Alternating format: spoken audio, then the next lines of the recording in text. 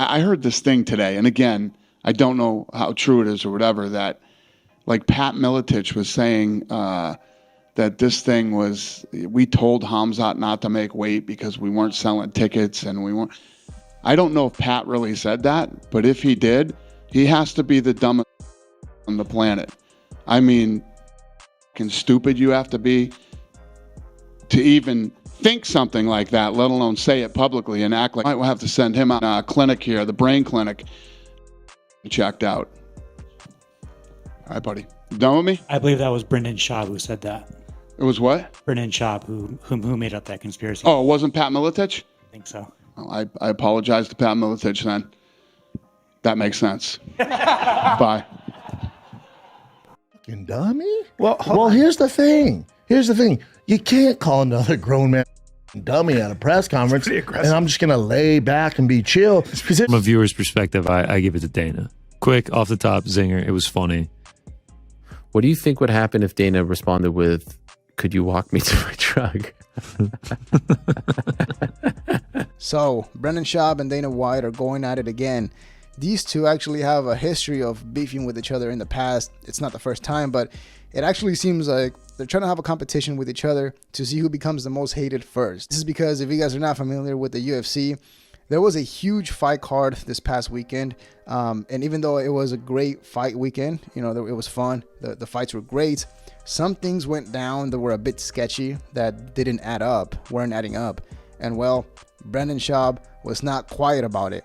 He actually was telling everybody, sharing his thoughts on the situation, on how he thought the entire situation was staged and how things weren't adding up and seemed a little bit fishy. And well, Dana White heard of that. He heard of the conspiracy and decided to completely trash and insult Brendan Schaub at a press conference when a reporter brought him up. And you can tell this clearly hurt Brendan Schaub, who quickly responded with a lengthy paragraph on Instagram, taking shots at Dana White. And it actually went well for him. It's actually going pretty good for Brendan Schaub. He is getting a lot of attention, getting some support for calling Dana White out on one of his lies. And he is capitalizing hard on it. He is posting clips of his stand-up comedy and dates to his comedy shows right after posting that post that went viral for him on Instagram. So today, you and I will take a look at exactly what happened, what went down between Brendan Schaub and Dana White in the UFC event that caused them to get into that heated exchange. So let's get started. So this started back when it was announced that Nate Diaz would be fighting Khamzat at the UFC event.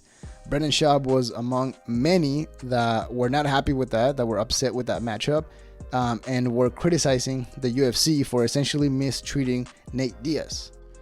UFC could be straight chaos, and that leads us to this main event of the pay-per-view this weekend, which is UFC 279.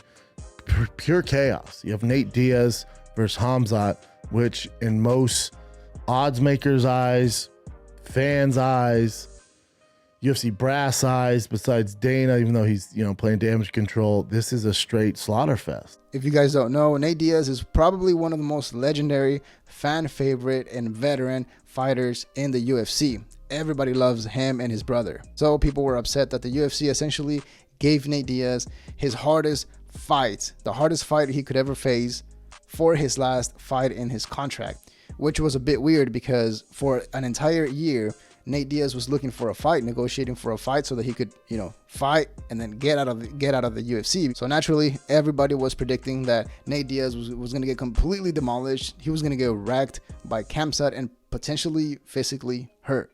But literally the day before, during the weigh-ins, Khamzat goes on stage to weigh in, and he misses weight by so much, which is insane. He missed weight by 8 pounds.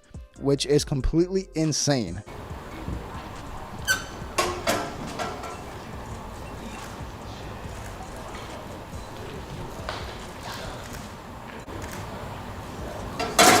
$178.5. Not that bad.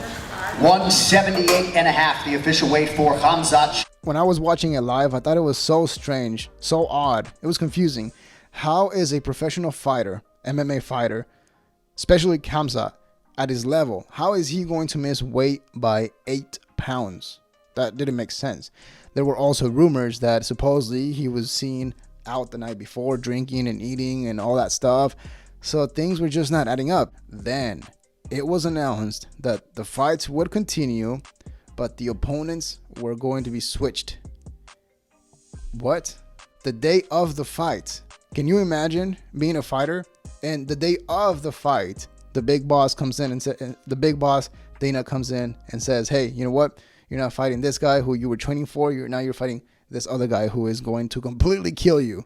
What? Even Kevin Holland, the guy that got demolished by Khamzat, he said that when they switched the opponents, his family was actually very concerned and nervous for him because he is not a wrestler.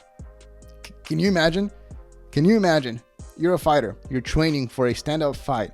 And then out of nowhere, they just say, hey, now you're about to fight one of the best, most ruthless wrestler out there.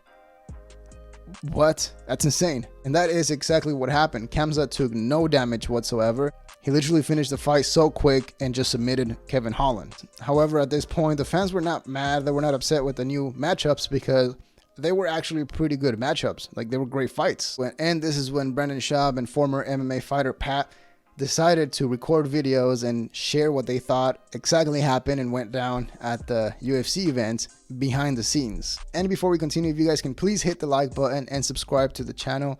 It really helps out a lot and I really appreciate that. And we will be uploading videos at least 3 times a week. And most of you guys that watch my videos are not subscribed to the channel, so I'd really appreciate it if you subscribed. Thank you. Now, Brendan Schaub's conspiracy actually makes some sense. So it's not the craziest thing that he's ever said. In summary, Brendan Schaub believes that the fans, just like him, were not happy with the matchup with Nate Diaz and Khamzat, and so therefore they were not buying the UFC pay-per-view. People bought the tickets to go see the fight live, but they were not buying the pay-per-view, so it was not trending. The UFC, Dana White saw that the fight was not selling as well as they thought it would, so therefore they switched up the opponents in an effort to save the event and, you know, boost up the numbers. So the UFC then staged the whole brawl, a whole fight, the whole chaos that happened backstage, so they can have an excuse to cancel the press conference. Now, this is where things don't add up, because based on what the UFC said, it was a huge chaos. Fights were breaking out. I guess Khamzat like Spartan kicked Kevin Holland in the chest. A bunch of things happened, but there was no footage of it. There was no cell phone footage. There was no security footage from, you know, security cameras. There was just no evidence that this happened. So that was one of the main things that Brendan Schaub was questioning. Then the next part of the theory of Brendan Schaub's theory is that Dana White essentially told Khamzat to miss weight by so much that he could essentially just fight another opponent in a heavier weight class, which he did. That's what ended up happening. He was supposed to weigh in at 170. He weighed in at 178, and he fought somebody at 180 or whatever. It's so wild in so many levels, and Dana White was very upset about it. Was very upset that people were actually thinking that. So during the post-fight interview, a reporter asked Dana White what he thought about the theory that the guys were saying, and at first you could tell that Dana White thought that it was only Pat who was telling that. So he went off, insulted him, trashed him, called him an effing idiot, all those things. And then towards the end, the reporter said, hey, you know what? It was actually Brendan Schaub who said that. And then Dana White took a second, thought about it, and said, that makes sense. So clearly, all the insults, everything that he said prior was meant and directed towards Brendan Schaub. And then the comment that he made at the end clearly says that he doesn't think the best of Brendan Schaub, clearly. Brendan Schaub mentions that he was at a comedy club when his brother told him that Dana White had just insulted him, and he took it personal, because that's when he wrote a lengthy Instagram response, a long paragraph taking shots at Dana White. And I was actually a bit surprised by how aggressive he was. I'll leave the screenshot up so you guys can take a look, but there are a few things that we need to unpack here. Now, the first quick point is that Brendan Schaub points out the fact that essentially Dana White called him that, insulted him, just because he was questioning the events and the things that happened, which I think it's a fair point by Brendan Schaub. You know, I would think that Dana White would be the type to question everything and be like, no, look into it. But in this case, he doesn't want people to do that. But the next one is pretty funny, because a lot of people are pointing out the fact that it's a bit ironic that Brendan Schaub essentially tried or clowned Dana White by telling him that he thinks he's cool because he wears designer jeans and hip shoes, which I don't know if Brendan Schaub wrote that himself, but I mean, he literally described the way that he dresses. So I don't know what was really intended with that one. And something very interesting that I wanted to point out was the fact that Ariel Helwani, MMA journalist, obviously gave his input in the situation, and he made a comment saying this. I give it to Dana. Quick, off the top, zinger. It was funny. What do you think would happen if Dana responded with, "Could you walk me to my truck?"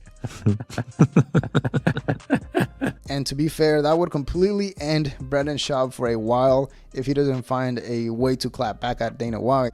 Obviously, Dana White is many levels above Brendan Schaub, so I don't think he would ever do that, but that would be funny. That would be hilarious. And I'm sure it would open the doors for Brendan Schaub to do something with Jake Paul, because Jake Paul actually responded to that post that Brendan Schaub made taking shots at Dana White. And like I mentioned before, Brendan Schaub has actually been getting a lot of attention and a lot of support. MMA fighter Strickland actually gave his thoughts on the whole situation as well and was very supportive of Brendan Schaub. Now, Brendan Schaub's strongest point was the fact that Dana White was caught lying. He was caught lying about fighter pay, because Dana White was asked if he was going to compensate the fighters extra for, agreeing to essentially fight somebody completely different than they had agreed to in the past, and he said no.